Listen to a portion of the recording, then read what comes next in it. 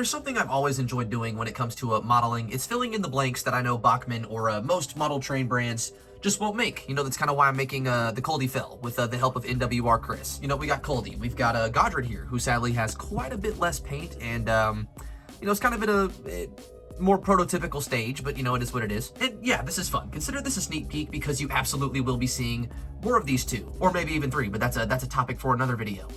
What you may remember before these though is there was kind of another project that I started, but sadly never really finished. I know there's a couple of those, but like in terms of, shut up. No, ladies and gentlemen, before there was Culdee and Godred, before there was pretty much anything I'm doing in modeling now, there was OOz Arlesdale. There was the Z-Scale Rex. You know, it still kind of haunts me that that's something I never really finished. Not only the Rex, but just my original plans for Arlesdale. You know, in my mind, if Arlesdale is something I'm making, I kind of want to go the full way. I want it to have a layout. I want it to have at least one proper looking engine. And you know, it's not that my Rex looked terrible. It's just that it was a, you know, kind of a Pacific. It was not that accurate at all, you know, in terms of a chassis. Not to mention at the time, I didn't really have the same resources I have now. So it was kind of just altogether a bit more of a rough project. I also sadly didn't really have space to make an Arlesdale layout. Well, let's, on that note, what are we doing here? What are they still doing here? We're going to move these out of the way, just 1 second, and move these guys in. Because, ladies and gentlemen, not only am I happy to announce that we have a, you know, accurate chassis in terms of Z-Scale now to remake Rex, we actually have a body, and kind of something to talk about before the Z-Scale. Let's talk about Tomy Scale Arlesdale. So, on the chance you follow me on Instagram or Twitter, you probably saw that I kind of started an Arlesdale project recently that didn't really, well, I'll tell you now, it's not really working out how I wanted it to. So my original plan, because I was doing more Tomy and play rail and stuff like that, was to make the Arlesdale engines, but in a Tomy scale.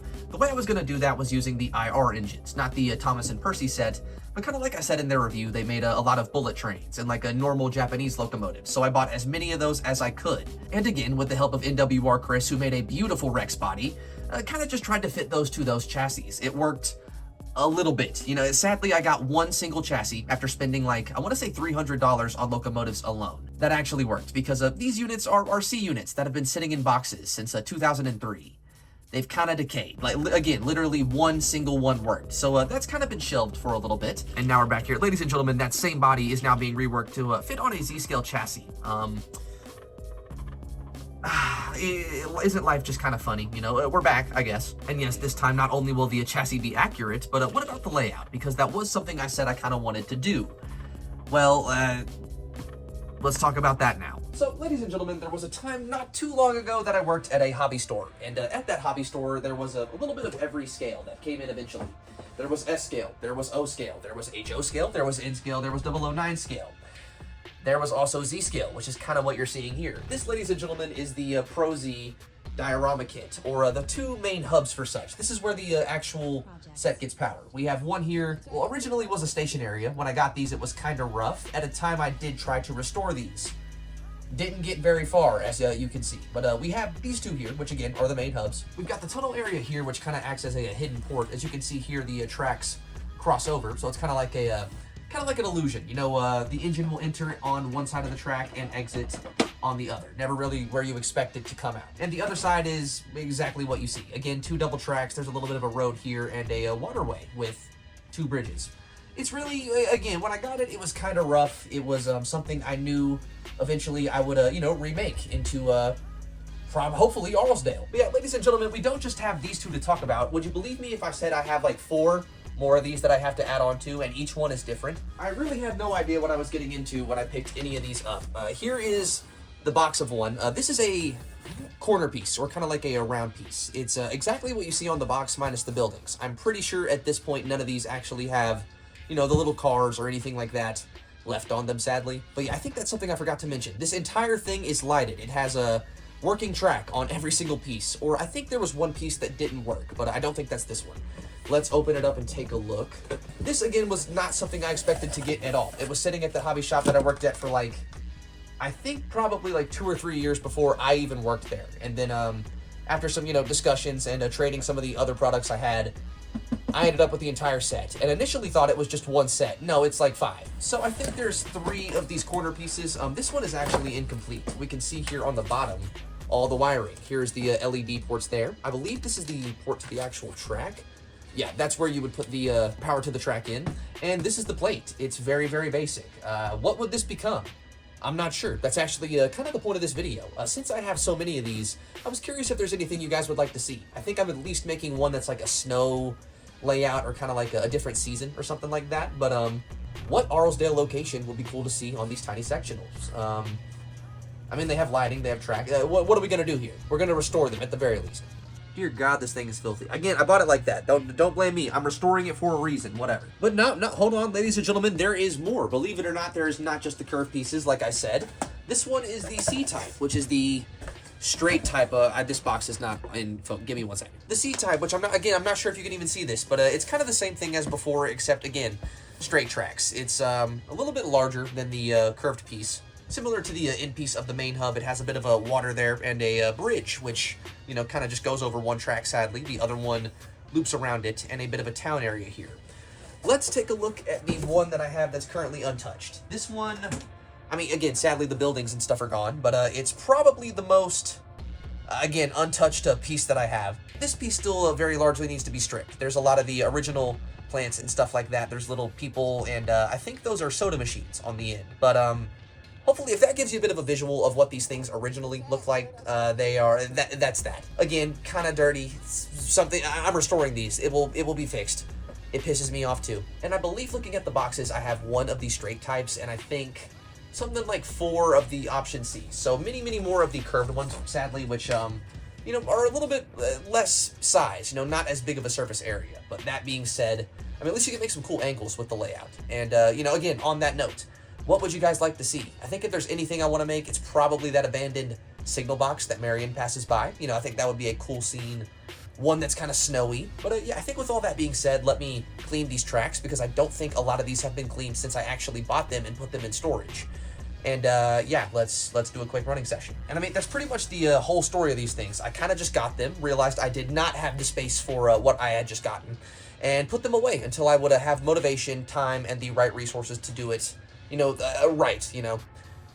I don't know if we're even there yet at this point, but it's been long enough. I kind of want to try it. A lot of people have been seeing that Z-Scale Rex video, and it's motivating me to come back. So that's exactly what we're going to do. And let's run some trains. I'm kind of talking. This whole video has been a rant, has it not?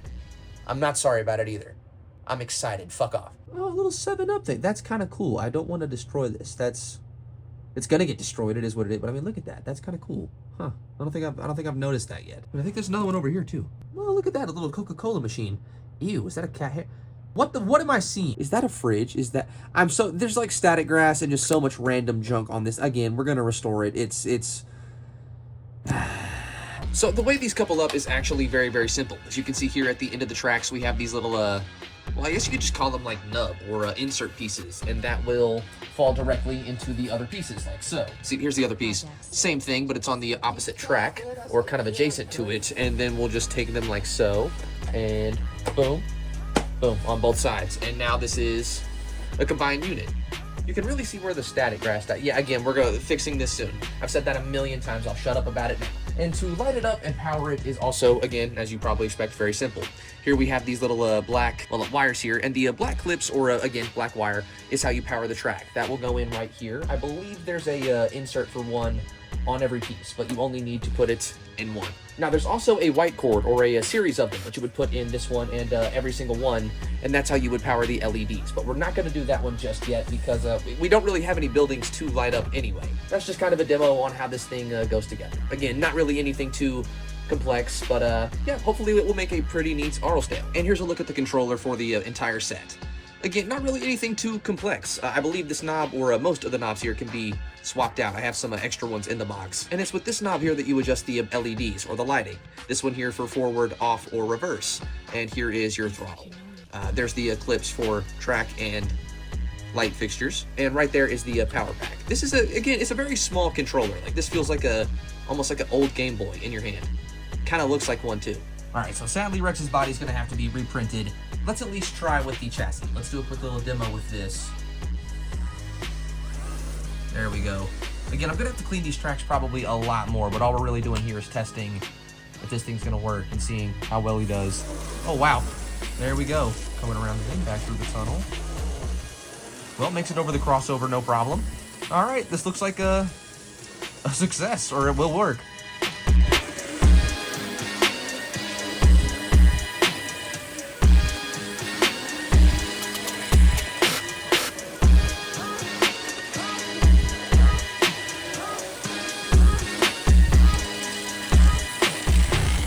Oh, slight derailment there, but I think that's probably caused by speed. Will it be fixed on the derail? No. Yeah, I'm probably gonna have to slow him down a little bit. Let's see if that does anything. Now that feels a bit more casual. Let's see what that does. All right, here he goes. Gonna come out on the far track.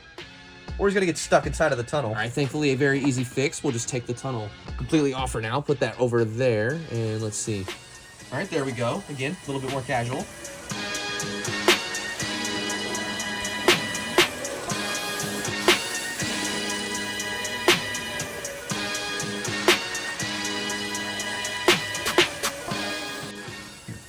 All right, let's see what it does here on this little bit. It's the bump there. Looks like that came off again. Might have to figure out a way to make this part a little bit less, well, bumpy for the engines. But once I do that, this should be completely and totally fine, as we saw there. Now that is a better fit. Stay tuned for part 2. You're not going to want to miss this one, I promise.